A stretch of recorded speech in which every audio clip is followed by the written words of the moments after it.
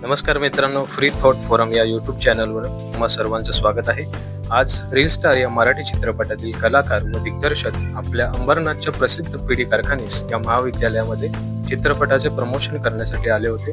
आपल्याला सगळ्यांनाच उत्सुकता आहे या सिनेमात काय आहे, तर चला आपण त्यांचे अंबरनाथमध्ये स्वागत करून त्यांच्याशी गप्पा मारू आणि जाणून घेऊ या सिनेमाबद्दल. धन्यवाद.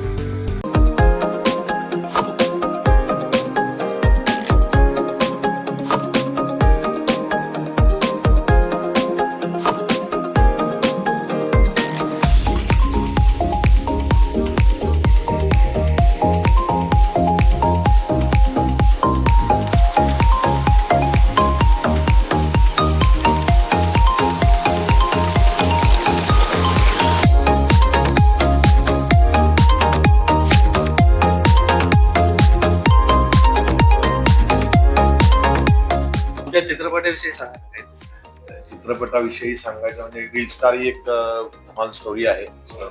एक फिरता विक्रेता आणि तो हळूहळू कसं चेंज त्याच्यामध्ये लाईफ मध्ये घडत जातात वेगवेगळे अशा पद्धतीने त्याच्यामध्ये एक सामाजिक गोष्ट तयार होते. म्हणजे तो एक सुंदर चित्रपट आहे. वेगवेगळ्या भूमिका त्याच्यामध्ये करणारे कलावंत आहेत. उर्मिला जगताप हिरोईन आहे, भूषण मंजुळे त्याचे हिरो आहे, मी महेश सुभेदार. त्याच्यामध्ये एक काय म्हणता येईल त्याला, थोडासा असा खुनशी असं थोडासा असा एक क्रिमिनल पोलीस ऑफिसर आहे. जगदीश आदाब आहेत ते या चित्रपटामध्ये बँक मॅनेजर करतायत. बरेच कलावंत, प्रसाद ओक आहे, मिलिंद शिंदे आहे, नंतर अभिनय पाटेकर आहे, विजय पाटकर आहे. खूप कलाकार आहेत आणि खूप सुंदर चित्रपट असा आहे. महेंद्र पाटील अंबरनाथचे. आणि हा चित्रपट मुळात एकतर मराठी भाषिक नसलेले असे दोन दिग्दर्शक सिमी आणि रॉबिन या दोघांनी मिळून तो चित्रपट केला. हे दोघेही साऊथ इंडियन कलाकार आहेत, दिग्दर्शक आहेत.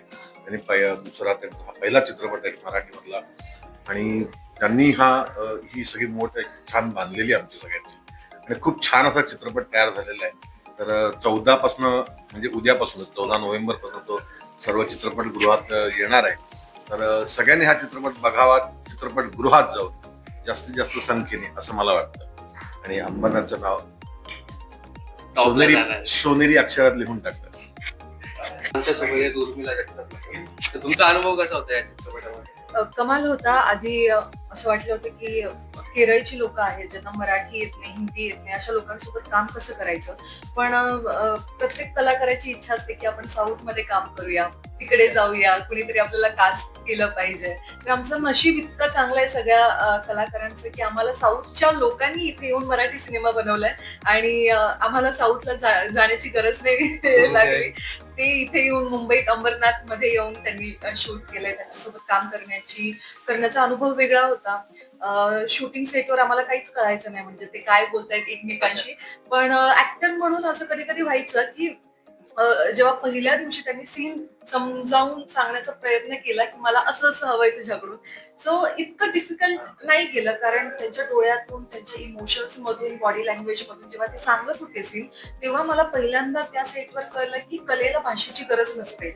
सो आपण तेच एक असतं ना की ट्युनिंग ऍक्टर आणि डिरेक्टरचं, ते आपण समजून घेतलं तर मग आपण छान काम करू शकतो. आणि तसंच ते छान होत गेलं आणि मस्त मस्त अनुभव होता सेट. त्या भूमिकेबद्दल मी अनिता नावाची भूमिका केली आहे, जी भानुदासची बायको आहे. आणि भानुदास हा रील स्टार आहे. म्हणजे सगळे लोक त्याला ओळखतात. आणि अनिता मध्ये मध्ये म्हणजे तिचं असं होतं की आपला नवरा इतका फेमस आहे, इतक्या बायका मुली त्याला इतक्या अटेन्शन देत आहेत. तर कधी एक टीजर जर तू बघितलं असेल तर टीजर मध्ये ती म्हणते की घरी येऊन म्हणते की काय आजकाल लय पुरी तुमच्या रील्स बघायला लागल्यात. तर त्याच्यावर तो म्हणतो की बघ ना रील्स की मी रील स्टार एवढा मोठा फेमस झालोय. सो इतकं छान दोघांचं ट्युनिंग आहे आणि ते बघायला मिळेल तुम्हाला सिनेमामध्ये नक्कीच. त्यांनी कुशल पत्रिके सरांना पण डिरेक्ट केले, बरोबर? हो, कॉलेजमध्ये असतो ना, कॉलेजमध्ये असतं. मॅडमने बोलवलं होतं एका कार्यक्रमात.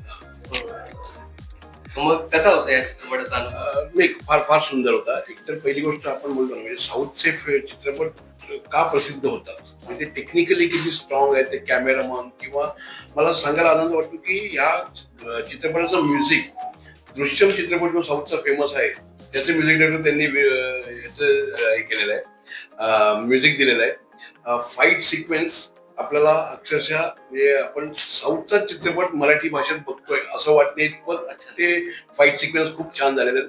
म्हणजे तुम्ही जर का ट्रेलर मध्ये पाहिला, आता काल पण एक ट्रेलर नवीन रिलीज केलाय की तो बस मधनं काच पडून बाहेर येतो, मारामारी वगैरे. तर अशा प्रकारचे खूप सुंदर सुंदर सीन अंबालामध्ये ब्लास्ट दाखवलेला आहे. ब्लास्ट दाखवणं खूप अवघड असतं, पण तो इथे आपल्या अंबरनाथच्या गावदेवी मैदानात ते सगळे सीन झालेले आहेत. आणि एक अंबरनाथकर म्हणून एक अभिमान असा आहे की साऊथच्या लोकांना अंबरनाथची भुरळ पडावी एवढं अंबरनाथ सुंदर आहे. म्हणजे अंबरनाथचे 17 कलाकार या चित्रपटामध्ये आहेत, हे पण एक अभिमानाची गोष्ट आहे.